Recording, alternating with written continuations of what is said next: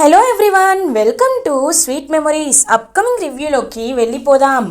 JD కేడీ వేసిన ప్లాన్లో చిక్కుకున్న మీనన్ ఒక్కసారిగా షాక్ అయిపోతాడు. మీనన్ ప్లాన్ని తిప్పి కొట్టి వాళ్ళ నాన్న భరద్వాజ్ని, పిన్ని రేఖని సక్సెస్ఫుల్గా కాపాడుకుంటుంది జేడీ. మీనన్ చేతులు కాళ్ళు కట్టేసి ఎవ్వరికీ తెలియని ఒక సీక్రెట్ ప్లేస్లో దాచి వాళ్ళ మనుషులను అక్కడ వదిలేసి వెళ్ళిపోతుంది జేడీ. మీనన్ ఎక్కడున్నాడో ఎవరికీ తెలియకుండా పోతుంది. ఇది ఇలా ఉండగా జగదాత్రి, కేదార్ ఎక్కడైతే కౌశికీ బాబు డిఎన్ఏ రిపోర్ట్స్ చేపించారో అక్కడికి వెళ్తారు. ఆ హాస్పిటల్కి వెళ్ళి చుట్టూ చెక్ చేస్తూ ఉంటారు. హలో, ఎవరండి మీరు? మా హాస్పిటల్కి వచ్చారు, అపాయింట్మెంట్ ఉందా అని అడుగుతారు డాక్టర్. నో డాక్టర్, 2 days క్రితం కౌశికి అనే అమ్మాయికి మీరు డిఎన్ఏ టెస్ట్ చేశారు, గుర్తుందా అని అడుగుతారు. హా, కౌశికి గారు తెలుసు అని అంటారు. ఆ డిఎన్ఏ రిపోర్ట్స్ ఒరిజినలా ఫేకా అని అడగడానికే వచ్చాం అని అంటుంది జగదాత్రి. చూడండి, మీరు ఎందుకు ఇలా అడుగుతున్నారో నాకు అర్థం కావట్లేదు. మాది చాలా reputed hospital, DNA reports fake చేయాల్సిన అవసరం మాకు లేదు అని గట్టిగా చెప్తారనమాట డాక్టర్. కానీ డాక్టర్ పక్కన ఉన్న యువరాజ్ లంచం ఇచ్చిన వ్యక్తి మాత్రం గడగడ వణికిపోతూ ఉంటాడు. ఇంకతను వెంటనే జగదాత్రి, కేదార్ని చూడలేక అక్కడి నుండి వెళ్ళిపోతారు. డాక్టర్ని చూస్తే నిజం చెప్తున్నారు, కానీ అతను చాలా టెన్షన్గా ఉన్నాడు అని చెప్పి ఇంక వెంటనే యువరాజ్ కొనేసిన వ్యక్తిని కాలర్ పట్టుకుంటారు జగదాత్రి అండ్ కేదార్. ఏయ్, నిజం చెప్పు, ఎందుకు మమ్మల్ని చూసి కంగారు పడుతున్నావు? అంటే ఆ డిఎన్ఏ రిపోర్ట్స్ని ఫేక్ చేసింది నువ్వే కదా, చెప్తావా చెప్పవా అని కేదార్ కొట్టబోతుంటే, వద్దు సార్ చెప్తాను, కౌశికి గారి డిఎన్ఏ రిపోర్ట్స్ని మార్చమని చెప్పింది యువరాజ్, నాకు డబ్బులు కూడా ఇచ్చాడు అని చెప్పి నిజమంతా చెప్పేస్తాడు. ఒక్కసారిగా జగదాత్రి అండ్ కేదార్ షాక్ అయిపోతారు. థ్యాంక్ గాడ్, మనం ఆల్టర్నేటివ్గా ఇంకొక హాస్పిటల్లో కూడా డిఎన్ఏ టెస్ట్ వెంటనే ఇచ్చాం కాబట్టి సరిపోయింది, లేకపోతే కౌశికి వదిన పరిస్థితి ఏమైపోయేదో. అయినా ఇలా లంచం తీసుకొని డిఎన్ఏ రిపోర్ట్స్ ఫేక్ చేయడానికి మీకు కొంచెం కూడా బుద్ధి లేదా? ఇంకొకసారి ఇలా చేస్తే పోలీస్ కంప్లైంట్ ఇస్తాను, జాగ్రత్త అని చెప్పి వార్నింగ్ ఇచ్చి అక్కడి నుండి జగదాత్రి, కేదార్ కొత్త డిఎన్ఏ రిపోర్ట్స్తో ఇంటికి బయలుదేరుతారు. ఇది ఇలా ఉండగా కౌశికి వాళ్ళ బాబుకి స్నానం చేయిస్తూ హ్యాపీగా ఇంకా చూసుకుంటూ ఉంటే అప్పుడే నిషిక, ఆదిలక్ష్మి, వైజయంతి అక్కడికి వస్తారు. ఇంకా ఆవిడ తలకి ఉన్న బిందె బయటకు వచ్చేయడంతో, ఏంటి నీ కాని బాబుకి ఇన్ని సేవలు చేస్తున్నావు కౌశికి, తర్వాత పశ్చాత్తాప పడతావు, అనాథ పిల్లవాడికి ఇన్ని అవసరమా అని చెప్పి ఆదిలక్ష్మి చెప్తూ ఉంటుంది. అప్పుడే కరెక్ట్గా అనాథ కాదు పిన్ని గారు అని జగదాత్రి వాయిస్ వినబడుతుంది. ఒక్కసారిగా అందరూ అటుగా వచ్చేసరికి అక్కడ చేతిలో కొత్త డిఎన్ఏ రిపోర్ట్స్తో జగదాత్రి అండ్ కేదార్ ఉంటారు. ఒక్కసారిగా నిషిక, వైజయంతి షాక్ అయిపోతారు. ఇంకా వెంటనే జగదాత్రి, కేదార్ లోపలికి వెళ్ళి, చూడండి పిన్ని గారు, మీరు ఒక హాస్పిటల్లో చేయించింది చూసి నిర్ణయానికి వచ్చేశారు. బాబు కౌశికి వదిన బాబు కాదని నిర్ధారించుకున్నారు. కానీ ఒకసారి ఈ కొత్త డిఎన్ఏ రిపోర్ట్స్ని చూడండి, ఇవి సెంట్రల్ గవర్నమెంట్ అప్రూవ్డ్, ఇవి చూశాక మాట్లాడండి అని చెప్పేసరికి ఇంక అందులో ఒరిజినల్గా పాపం కౌశికి డిఎన్ఏ మ్యాచ్ అవుతుంది బాబుది. ఒక్కసారిగా ఆదిలక్ష్మి పశ్చాత్తాపడుతుంది. అమ్మా కౌశికి, నన్ను క్షమించమ్మా, నేను చాలా బాధ పెట్టాను, నన్ను క్షమించు అని చెప్పి చేతులు పట్టుకుంటుంది. అయ్యో అత్తయ్య, మీరు మమ్మల్ని క్షమాపణ అడగకూడదు, మీరు పొరపాటు పడ్డారు, తర్వాత మీ తప్పు తెలుసుకున్నారు అని చెప్పి కౌశికి అంటుంది. ఇంకా నేను ఎప్పటికీ ఇలా నిన్ను శంకించను, నిన్ను అనుమానించను. సరేమ్మా, నేను బయలుదేరుతాను. సురేష్, మనం బయలుదేరదాం. రేపు అమ్మవారి బోనాలు కదా, బాబు పుట్టిన తర్వాత వచ్చిన తొలి బోనాలు కాబట్టి రేపు వచ్చి బాబుని ఎత్తుకొని బోనాలు సమర్పిస్తాను అని చెప్పి ఆదిలక్ష్మి, సురేష్ అక్కడి నుండి వెళ్ళిపోతారు. అలా కౌశికి బాబు డిఎన్ఏ రిపోర్ట్స్ ప్రాబ్లమ్ని సాల్వ్ చేస్తారు జగదాత్రి అండ్ కేదార్. ఇది ఇలా ఉండగా మినిస్టర్ తాయారు కొడుకు విక్కీ ఇద్దరు కోపంతో రగిలిపోతూ ఉంటారు. ఇన్నాళ్ళు మీననే మనకి ఆధారం అనుకున్నాం, మీనంతోనే తన్ని చంపించాలి అనుకున్నాం, కానీ ఏం జరిగింది? మీనన్ కనిపించకుండా పోయాడు అని అంటారు. అమ్మా, మీనన్ బాయ్ అందరినీ గడగడలాడిస్తాడు, అలాంటి మీననే కనిపించకుండా పోయాడంటే అని అంటాడు మినిస్టర్ కొడుకు. దీనంతటికీ కారణం ఆ జేడీనేరా. ఆ జేడీ మనం అనుకున్నంత తక్కువ అమ్మాయి ఏమీ కాదు. ఆ పోరికి చాలా ధైర్య సాహసాలున్నాయి, దేన్నైనా ఎదిరించే శక్తి ఉండాది. కాబట్టి ముందు మనం ఆ జేడి సంగతి పక్కన పెట్టి మన పగకి కారణమైన జగదాత్రిని కాన్సన్ట్రేట్ చెయ్యాలి అని అంటుంది మినిస్టర్ తాయారు. అమ్మా అని అంటాడు విక్కీ. అవును, అసలు మీ నాయన చనిపోవడానికి కారణం ఎవరు? ఒకటి ఆ కేసు పెట్టిన జగదాత్రి అయితే ఇంకొకటి నా పెనివిటిని చంపిన ఆ జేడి. కాబట్టి రేపు అమ్మవారి సమక్షంలోనే ఆ జగదాత్రి కుటుంబాన్నంతటినీ చంపేస్తా. అందుకే ఇప్పుడు మనం ఆ జగదాత్రి ఇంటికి వెళ్ళాలి అని అంటుంది మినిస్టర్ తాయారు. అంటే మేకని బలిచ్చినట్టు ఆ జగదాత్రిని రేపు బలిచ్చేద్దామా మమ్మీ అని అంటాడు మినిస్టర్ కొడుకు. అంతే బిడ్డ, అంతే, పద బయలుదేరదాం అని చెప్పి మినిస్టర్ ఫ్యామిలీ జగదాత్రి కౌశికి వాళ్ళ ఇంటికి బయలుదేరతారు. సుధాకర్ అటు ఇటు తిరుగుతూ ఫోన్ మాట్లాడుతూ ఉంటారు. వాళ్ళ ఇంటి ముందుకి వచ్చి కారాగేసరికి ఎవరు వచ్చారా అని చూసేసరికి మినిస్టర్ తాయారు అండ్ వాళ్ళ కొడుకు విక్కీ నడుచుకుంటూ లోపలికి వస్తారు. మినిస్టర్ ఏంటి ఇప్పుడు వచ్చింది? అసలే ఈవిడికి చాలా క్రిమినల్ బ్యాక్గ్రౌండ్ ఉంది, అలాంటిది ఈవిడెందుకు మా ఇంటికి వచ్చింది అని సుధాకర్ అనుమానంగా చూస్తూ ఉంటారు. ఏంది సుధాకర్ గారు, మమ్మల్ని చూసి ఏదో నేరస్తుల్ని చూసినట్టు అనిపిస్తుంది అని అంటుంది మినిస్టర్ తాయారు. అలాంటిదేమీ లేదు మేడం, రండి లోపలికి రండి అని చెప్పి సుధాకర్ లోపలికి తీసుకువెళ్తారు. కౌశికి అప్పుడే హాల్లో ఇంకా బాబుని చూసుకుంటూ ఉంటే మినిస్టర్ తాయారు అండ్ వాళ్ళ కొడుకు ఇంట్లోపలికి వస్తారు. ఇదేంటి ఈవిడ ఇప్పుడు వచ్చింది? రండి మినిస్టర్ గారు కూర్చోండి అని చెప్పి ఇంకా వైజయంతి నిష్క ఇద్దరు అతి మర్యాదలు చేస్తూ ఉంటారు. అప్పుడే ఇంకా వైజయంతి, అమ్మి జగదాత్రి, మినిస్టర్ గారు మన ఇంటికి వచ్చారు, జ్యూస్ తీసుకురా అని అంటుంది. జగదాత్రి, ఏంటి మినిస్టర్ వచ్చిందా? తాయారు ఇంటికెందుకు వచ్చింది కేదార్ అని అంటుంది. ఏమో దాత్రి, నాకు అర్థం కావట్లేదు అని చెప్పి ఇంకా జ్యూస్ తీసుకొని హాల్లోకి వెళ్తుంది జగదాత్రి. జ్యూస్ తీసుకుంటుంది తాయారు. ఇంకా మినిస్టర్ తాయారు జగదాత్రి వైపు చూస్తూ, నువ్వు ఎస్ఐ కావ్య కూతురువే కదా అని అడుగుతుంది. అవును అని అంటుంది జగదాత్రి.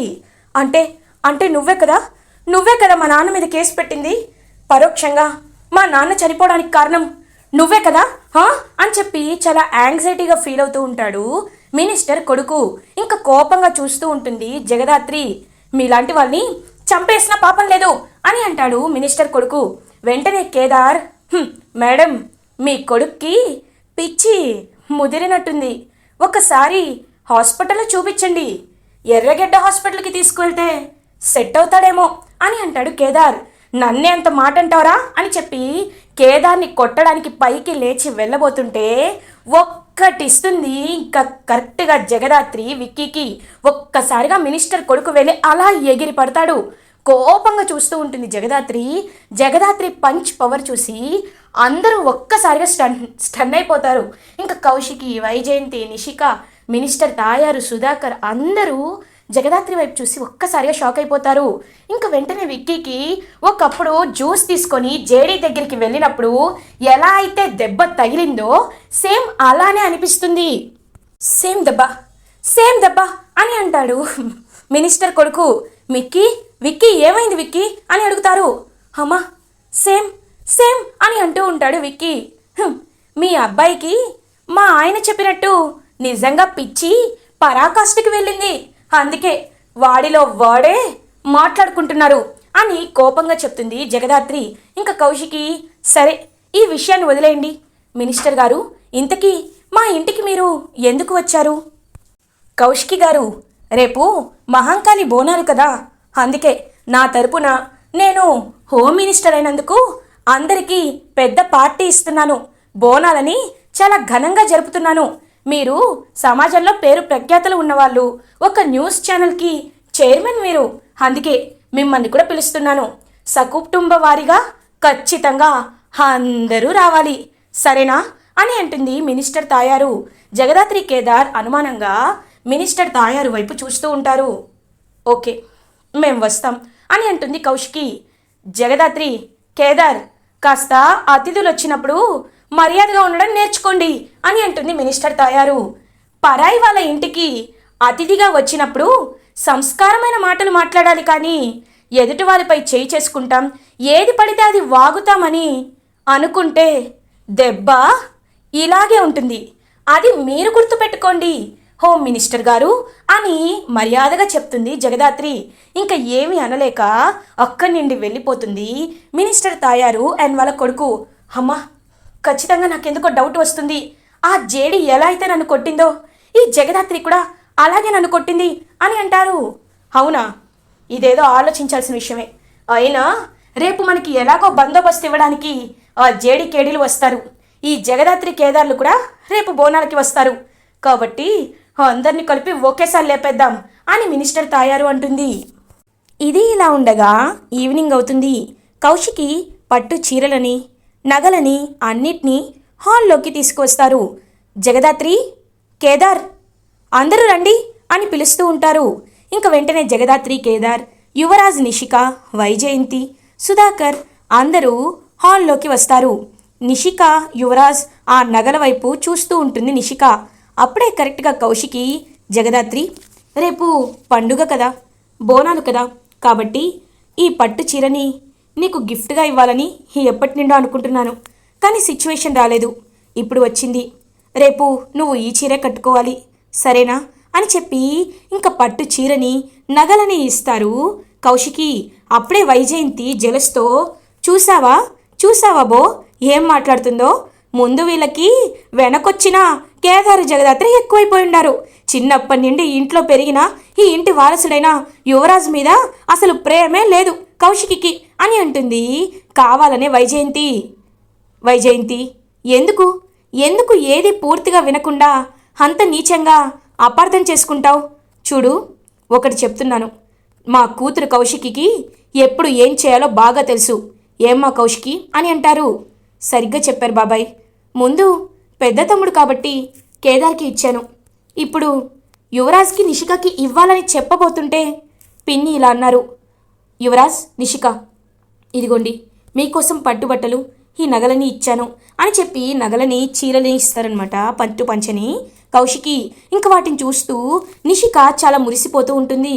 అప్పుడే పాపం జగదాత్రి కౌశికి దగ్గరికి వచ్చి, వదినా మీరు ఇచ్చిన చీరని నేను తీసుకుంటాను వదినా, కానీ ఈ నగలు నాకు వద్దు అని అంటుంది జగదాత్రి. అదేంటి జగదాత్రి, ఎందుకలా అంటున్నావు అని అడుగుతారు.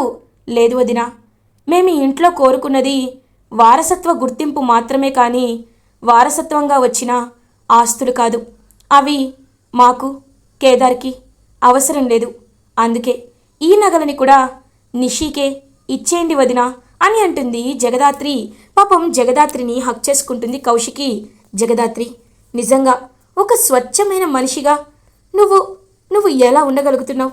నిన్ను చూస్తుంటే నాకు ఎంతో సంతోషంగా అనిపిస్తుంది. నా తమ్ముడికి నువ్వు పర్ఫెక్ట్ మ్యాచ్ అని ఇద్దరిని దగ్గరికి తీసుకొని హ్యాపీగా ఫీల్ అవుతూ ఉంటారు కౌశికి. అదంతా చూస్తూ జెలస్గా ఫీల్ అవుతారు వైజయంతి, నిషిక, యువరాజ్. ఇది ఇలా ఉండగా మార్నింగ్ అవుతుంది. జగదాత్రి ఫ్యామిలీ అందరూ కలిసి బోనాలు సమర్పించడానికి, బోనం పండుగ చేసుకోవడానికి మినిస్టర్ తాయారు సెట్ చేసిన ఇంటికి వెళ్తారు. ఇంకా అలా మినిస్టర్ తాయారు చూస్తూ ఉంటుంది. అప్పుడే కరెక్ట్గా సురేష్ అండ్ సురేష్ వాళ్ళ అమ్మ ఆదిలక్ష్మి కూడా వస్తారు. ఇంకా వెంటనే కౌశికి బాబుని ఎత్తుకొని, వీడు పుట్టాక మన ఇల్లు సంతోషంగా ఉండాలి, అందుకే వీడితోనే బోనం సమర్పిస్తాను అని చెప్పి హ్యాపీగా ఇంకా బాబుని ఎత్తుకొని చక్కగా చూసుకుంటూ ఉంటారు కౌశికి వాళ్ళ అత్తయ్య. అదంతా చూస్తూ కౌశికి చాలా హ్యాపీగా ఫీల్ అవుతుంది. జగదాత్రి, నువ్వు కూడా బోనం ఎత్తుకో అని చెప్పి ఇంకా జగదాత్రి, నిషిక, కౌశికి ముగ్గురు బోనాన్ని తలపై పెట్టుకొని మోస్తూ హ్యాపీగా తీసుకువెళ్తూ ఉంటారు. అదంతా చూస్తూ మినిస్టర్ తాయారు, వీళ్ళు సరే, ఇంతకీ ఆ జేడీకేడి ఎక్కడా అని చూసేసరికి సాధు నాయక్ వస్తారు. ఏంటి సాధు, నువ్వొచ్చావేంటి, జేడీకేడి ఎక్కడా అని అడుగుతారు. జేడీకేడి ఒక ఇంపార్టెంట్ అండర్ కవర్ ఆపరేషన్ కోసం ఢిల్లీ వెళ్ళారు, కాబట్టి వాళ్ళు రావడం కుదరదు, అందుకే నేను వచ్చాను, సెక్యూరిటీని టైట్ చేస్తాను అని అంటారు సాధు. ఛా, ఇదేంటి మమ్మీ ఇలా జరిగిందేంటి, జేడీకేడి అని అంటారు.